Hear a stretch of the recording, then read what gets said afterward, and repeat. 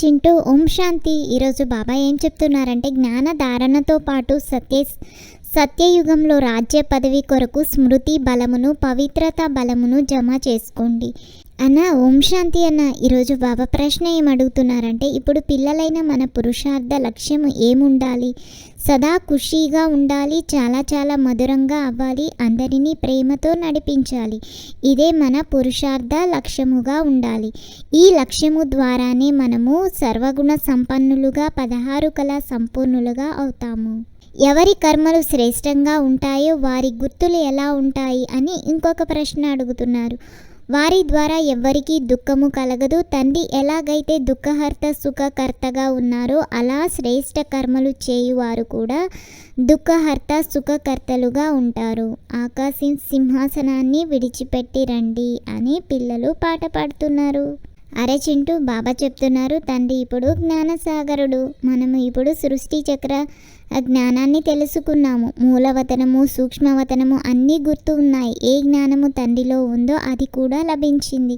అందువలన జ్ఞానము కూడా ధారణ చెయ్యాలి. అంతేకాక రాజ్య పదవి కొరకు తండ్రి పిల్లలకు యోగమును పవిత్రతను నేర్పిస్తున్నారు. మీరు పవిత్రంగా కూడా అవుతున్నారు. తండ్రి నుండి రాజ్య పదవి కూడా తీసుకుంటారు. తండ్రి మనకు తన కంటే గొప్ప పదవిని ఇస్తున్నారు. మీరు 84 జన్మలు తీసుకుంటూ పదవిని పోగొట్టుకుంటారు. ఈ జ్ఞానము పిల్లలైన మనకు ఇప్పుడు మాత్రమే లభించింది. శ్రేష్టాతి శ్రేష్టమైన తండ్రి ద్వారా ఉన్నతాతి ఉన్నతంగా అయ్యే జ్ఞానము లభిస్తుంది. ఇప్పుడు మనము బాబ్దాదా ఇంటిలో కూర్చొని ఉన్నాము అని పిల్లలకు తెలుసు. ఈ దాదా తల్లి కూడా అయ్యారు. ఆ తండ్రి ఏమో వేరుగా ఉన్నారు, కానీ ఈ దాదా తల్లి కూడా అయ్యారు. అయితే వీరిది పురుష శరీరము కావున తల్లి నియమించబడుతుంది. వీరు కూడా దత్తు తీసుకోబడతారు. వారి ద్వారా మళ్ళీ రచన జరిగింది. రచన కూడా దత్తు తీసుకోబడిన వారే. ఆస్తి ఇచ్చేందుకు తండ్రి దత్తు తీసుకుంటారు. బ్రహ్మను కూడా దత్తు తీసుకున్నారు. ప్రవేశించడము అన్న దత్తు తీసుకోవడము అన్న ఒకటే. ఇది పిల్లలు అర్థం చేసుకున్నారు.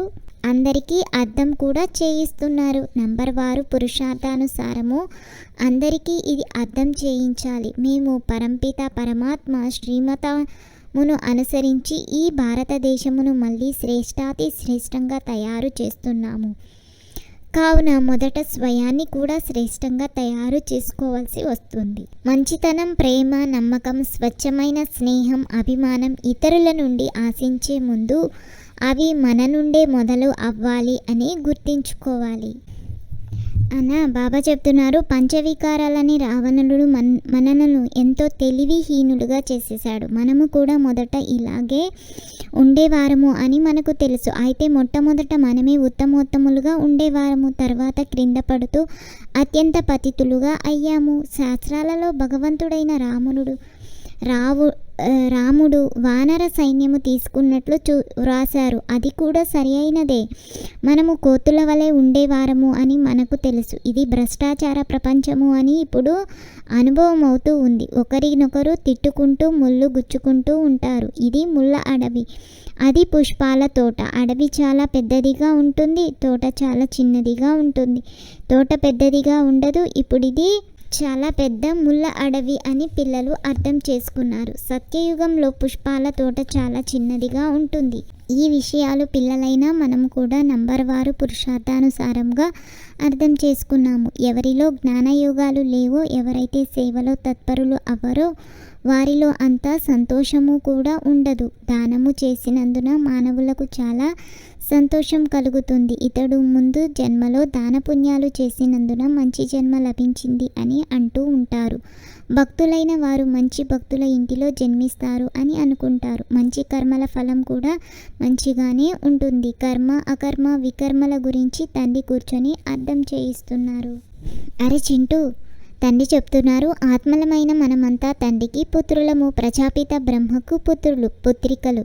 బ్రహ్మ నుండి వారసత్వం లభించదు. తండ్రికి చెందిన వారిగా అయితేనే వారసత్వం లభిస్తుంది. ఈ తండ్రి సన్ముఖంలో కూర్చొని పిల్లలైన మనకు వినిపిస్తున్నారు. వీరు చెప్పింది ఏ శాస్త్రములో గాను తయారవ్వదు. మీరు రాసుకుంటారు, సాహిత్యం కూడా అచ్చు వేయిస్తారు. కానీ టీచర్ లేకుండా పుస్తకాల ద్వారా ఎవరూ అర్థం చేసుకోలేరు. ఇప్పుడు మీరు ఆత్మిక టీచర్లు, తండ్రి బీజరూపులు. వారి వద్ద మొత్తం వృక్షము యొక్క ఆది మధ్య అంత్యముల జ్ఞానము ఉంది. టీచరు రూపంలో కూర్చొని అర్థం చేయిస్తున్నారు. సుప్రీం తండ్రి మనలను తన పిల్లలుగా చేసుకున్నారు అనే ఖుషి సదా ఉండాలి. వారే మనకు టీచరై చదివిస్తున్నారు. సత్యమైన సద్గురువు కూడా వారే తమ వెంట తీసుకువెళ్తారు. సర్వుల సద్గతి దాత వారు ఒక్కరే. అత్యంత ఉన్నతమైన తండ్రి కూడా వారే. వారు భారతదేశానికి ప్రతి 5000 సంవత్సరాల తర్వాత వారసత్వమును ఇస్తారు. వారి శివ జయంతిని జరుపుకుంటారు. వాస్తవానికి శివునితో పాటు త్రిమూర్తి అని కూడా ఉండాలి.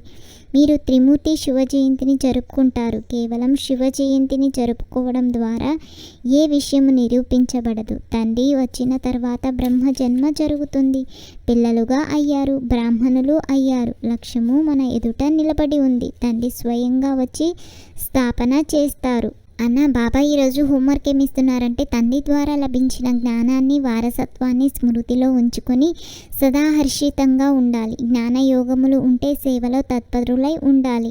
సుఖధామము, శాంతిధామాలను స్మృతి చెయ్యాలి. ఈ దేవతల వలె మధురంగా అవ్వాలి. అపారమైన ఖుషీలో ఉండాలి. ఆత్మిక టీచరుగా అయ్యి జ్ఞానదానము చెయ్యాలి. అరే చింటూ, బాబా ఈరోజు వరదానం ఏమిస్తున్నారంటే, దేహము, సంబంధాలు మరియు వైభవాల బంధనం నుండి స్వతంత్రులై తండ్రి సమానం కర్మాతీత భవ. ఎవరైతే నిమిత్త మాత్రంగా ఉంటూ డైరెక్షన్ అనుసారము ప్రవృత్తిని సంభాళిస్తూ ఆత్మిక స్వరూపంలో ఉంటారో, మోహం కారణంగా కాదు, వారికి ఒకవేళ ఇప్పుడే వచ్చేయండి అని ఆజ్ఞ లభిస్తే వెంటనే వచ్చేస్తారు. విజిల్ మోగింది, ఆలోచించడంలోనే సమయం గడిచిపోరాదు. అప్పుడు నష్టామోహులు అని అంటారు. కనుక దేహము, సంబంధాలు, వైభవాల బంధనము తమ వైపు ఆకర్షించడం లేదు కదా అని సదా చెక్ చేసుకోవాలి. ఎక్కడ బంధనం ఉంటుందో అక్కడ ఆకర్షణ ఉంటుంది. కానీ ఎవరైతే స్వతంత్రులుగా ఉంటారో వారు తండ్రి సమానంగా కర్మాతీత స్థితికి సమీపంగా ఉంటారు. స్నేహము మరియు సహయోగముతో పాటు శక్తి రూపంగా అయితే రాజధానిలో ముందు నంబరు లభిస్తుంది అని బాబా స్లోగన్ ఇస్తున్నారు. ఈ అన్నదమ్ముల సంభాషణ మీకు కనుక నచ్చినట్లయితే లైక్ చేసి, షేర్ చేసి ఈ ఛానల్ను సబ్స్క్రైబ్ చేయండి.